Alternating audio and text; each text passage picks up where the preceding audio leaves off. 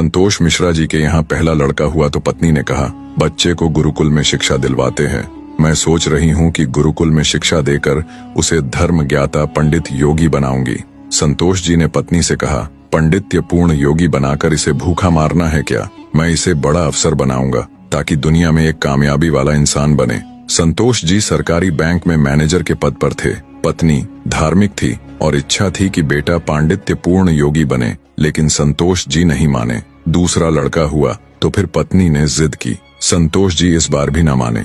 तीसरा लड़का हुआ, पत्नी ने फिर जिद की, लेकिन संतोष जी एक ही रट लगाते रहे, कहाँ से खाएगा, कैसे गुजारा करेगा, और नहीं माने। चौथा लड़का हुआ। इस बार पत्नी की जिद के आगे संतोष जी हार गए और अंततः उन्होंने गुरुकुल में शिक्षा दीक्षा दिलवाने के लिए वही भेज ही दिया। अब धीरे धीरे समय का चक्र घूमा। अब वो दिन आ गया जब बच्चे अपने पैरों पे मजबूती से खड़े हो गए। पहले तीनों लड़कों ने मेहनत करके सरकारी नौकरियां हासिल कर ली।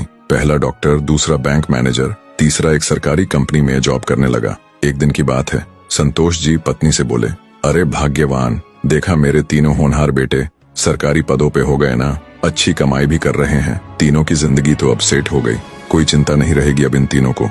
लेकिन अफसोस, मेरा सबसे छोटा बेटा गुरुकुल का आचार्य बनकर घर घर यज्ञ करवा रहा है, प्रवचन कर रहा है। जितना वह 6 महीने में कमाएगा उतना मेरा एक बेटा 1 महीने में कमा लेगा। अरे भाग्यवान, तुमने अपनी मर्जी करवाकर बड़ी गलती की।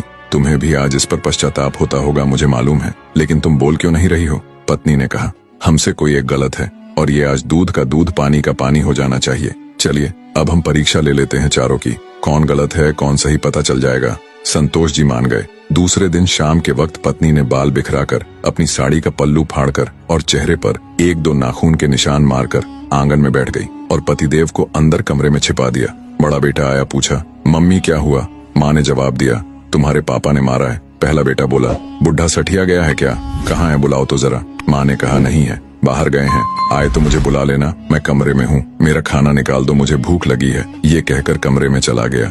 दूसरा बेटा आया और पूछा तो माँ ने वही जवाब दिया। दूसरा बेटा बोला, क्या पगला गए हैं इस बुढ़ापे में? उनसे कहना चुपचाप अपनी बची खुची जिंदगी गुजार ले, आए तो मुझे बुला लेना और मैं खाना खाकर आया हूँ, सोना है मुझे, अगर आए तो मुझे अभी मत जगाना, सुबह खबर लेता हूँ उनकी। ये कहकर वो भी अपने कमरे में चला गया। तीसरा बेटा आया, उसने भी पूछा तो आगा बबूला हो गया। इस बुढ़ापे में अपनी औलादों के हाथ से मार खाने वाले काम कर रहे हैं, उन्होंने तो मर्यादा की सारी हदें पार कर दी। यह कहकर वह भी अपने कमरे में चला गया। संतोष जी अंदर बैठे बैठे सारी बातें सुन रहे थे।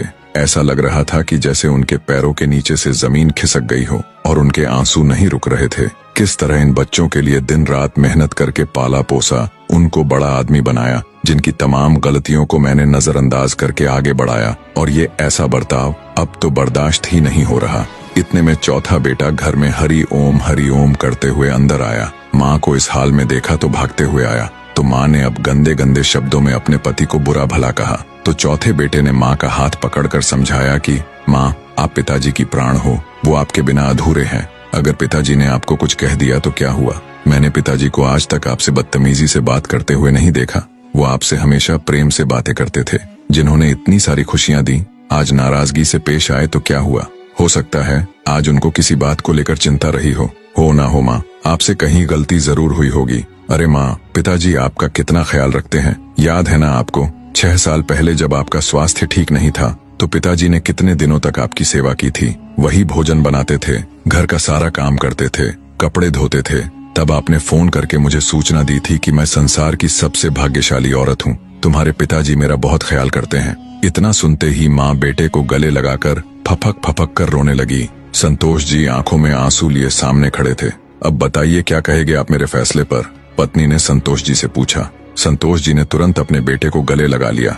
संतोष जी की धर्म पत्नी ने कहा, ये शिक्षा इंग्लिश मीडियम स्कूलों में नहीं दी जाती। माँ बाप से कैसे पेश आना है, कैसे उनकी सेवा करनी है, ये तो गुरुकुल ही सिखा सकते हैं, जहाँ वेद गीता रामायण जैसे ग्रंथ पढ़ाए जाते हैं, संस्कार दिए जाते हैं। अब संतोष जी को एहसास हुआ, जिन बच्चों पर लाखों खर्च करके डिग्रियां दिलाई, वे सब जाली निकले। असल में ज्ञानी तो वो सब बच्चे हैं जिन्होंने जमीन पर बैठकर पढ़ा है। मैं कितना बड़ा नासमझ था। फिर दिल से एक आवाज निकलती है, काश मैंने चारों बेटों को गुरुकुल में शिक्षा दीक्षा दी होती। स्कूलों में अगर संस्कार और उदारता की दीक्षा नहीं दी जा रही है तो वह स्कूल नहीं, केवल धंधा और व्यापार के केंद्र है। मातृमान पितृमान आचार्यवान पुरुषो वेदः। वीडियो आपको पसंद आया हो तो प्लीज वीडियो को एक लाइक करके चैनल को सब्सक्राइब करना ना भूले। धन्यवाद।